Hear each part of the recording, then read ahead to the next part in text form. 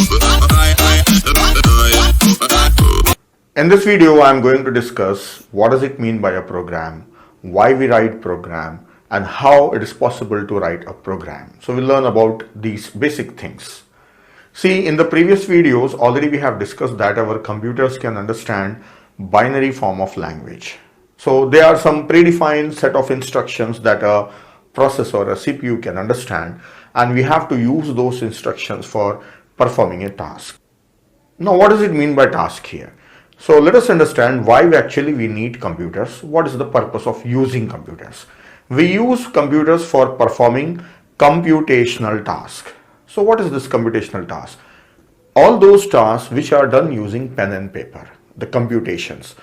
By using formulas, by using any expression, we put the values and get the answer. We use various formulas or various steps. So computation work, that is paper work. So for that purpose we use computers, right? So that computation work can also be done using calculator. Yes, it can be done using calculator.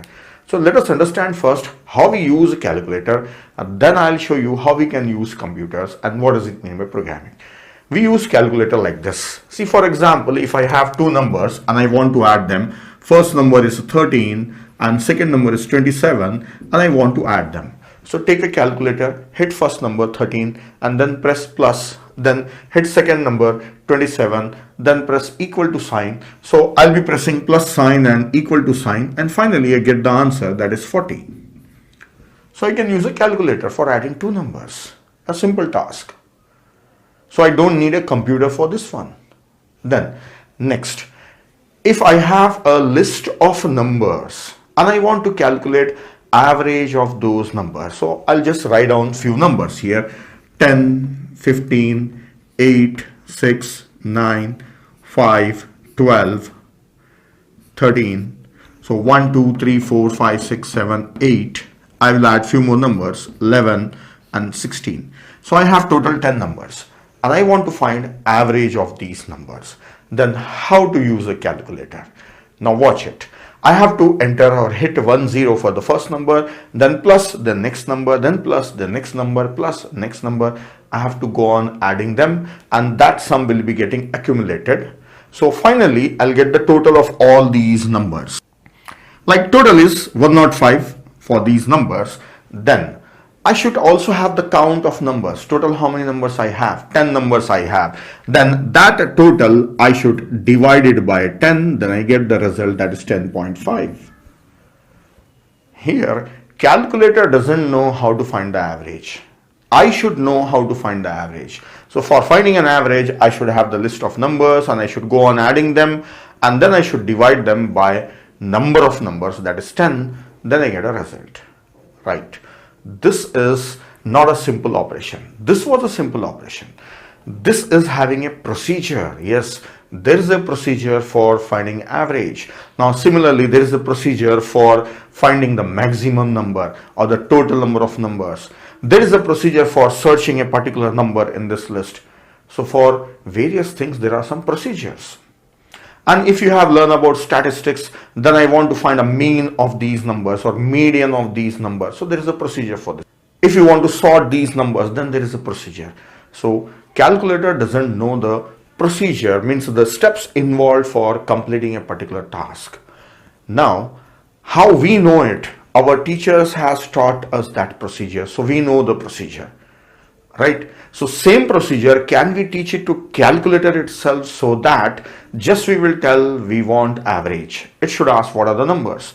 These are the numbers, and it should give us the result without asking us how to do it. We want our calculator to be trained on this one. So it means we want a programmable calculator.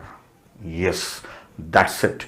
So the extension of calculator, I can say, or the next level to a calculator is nothing but computer. Computer is a programmable computational device. We can define a procedure by giving all the steps one by one to our computer system, and we call it as a program, and the program computer system or a CPU processor will execute those set of instructions and give us the result. So that's what is programming. That's it. This is what we use computers. And what is programming, I have told you. Now more about program, more detail and clear picture about a program I will give you. Now I have taken a list of numbers. So this is a list of numbers. Let us say the procedure is same. I want to find average. So what are these numbers? These numbers are nothing but data. This is data. Then for performing average, there is a procedure, right? So that procedure, the steps involved in that one. So those are nothing but instructions. So we can say these are instructions, right? So there are two things now, data and the instructions upon that data. So a program is nothing but collection of data and the set of operations or instructions on that data. So we have to focus on only two things in our programs. What is the data you have and what you want to do with that data. So what are the steps? What is the procedure? See, without data, there is no need of instructions, right? Instructions are useless. And if you have just data, no instruction, then you don't know the results, right? So these are the two important parts of a program. So we have to focus on this one. We have to learn how to represent our data, and also we have to learn how to write on the instructions that will execute or compute the data to get the result. So this is what learning programming. Now one important thing, for learning programming, you should already know the procedure, right?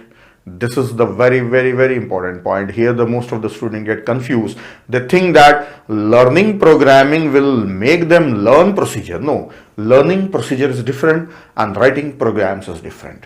So we are going to learn two things, how to write a program and how to write our procedure, right? How to convert our procedure into a program. So a program contains data and the set of instructions. Now let us come to the computer side. See, this is our machine, computer machine, right? So let us say this is CPU. Now this is myself. Now language of CPU is zeros and ones, binary. How to represent data in that one? Data in that one in the form of zeros and ones. How to represent instructions? That is also in the form of zeros and ones. Both data as well as instructions are in the form of zeros and ones, that is binary. Then what is my language? My language is English language. So instructions are in English and the data is also English. Like if you ask me to read these numbers, I will say 10, 15, 9, 6, 8. This is English. Numbers are also in English. If you know any other language, then these numbers are called with different words, are there, different names are there for them, and the figures are also different, right? So this is English. This is English. So my data is also English and the instructions are also English. And CPU's language is machine language is zeros and ones. This is binary. This is machine language and this is natural language, that is human beings language. Now we want our machine to learn our procedures. So we have to learn either machine language or we should develop our machine so that they understand natural language. Any one of this, right? Now either way it's not possible. Either way it's not possible. We can't learn machine language and computers are not so much developed that they understand natural language. Now recent computers, they are having some artificial intelligence that are useful for pulling the data but not for programming it. So for programming it, machine should understand natural language. So this is not yet happening, right? Then what we need now? We need some intermediate language so that's easy for me also, easy for machine also. So that's what here comes programming languages. The programming languages that we use like C, C++, Java, C#, VB, Python, all these languages, they come under programming languages. So we learn this language and whatever our procedures are, we transform them in this form, and these languages will help us to transform that procedure into machine language. So from natural language to programming language, then programming language to machine language, translation is done. So this translation is not there, we learn it, we have to learn it, right? If that translation is available, then anybody can do programming. Just you say, it will become a program. So this we have to learn a programming language and write our procedures in that language. Then from this language, there is something called compiler or interpreter, right? I'll just write in short. We are going to learn that in this next video. Compiler or interpreter will translate that into machine language. So this is how programming languages are useful for writing programs. So we should learn some programming language. So that's all about what does it mean by program and why we need programming. Let us revise the things very quickly. So I started with a calculator. Calculator is not a programmable device. Now we want our machines to know the procedure. Just we will give the data, we will not know the procedure. So for that we need a language so that we can write a program. So what a program will contain? Data and the set of instructions upon that data. These are the two main part or ingredients of a program. But this has to be written in machine language. We don't know machine language. So we introduce some intermediate language, that is a programming language that is helpful for us, and which will translate that into machine language, machine code, and the program that is understandable by CPU. So that's all in this video. In the next video, I'll explain you what does it mean by compiler and what does it mean by interpreter, what are the differences. By taking few examples, I'll explain them that I have already used their name here. That's all.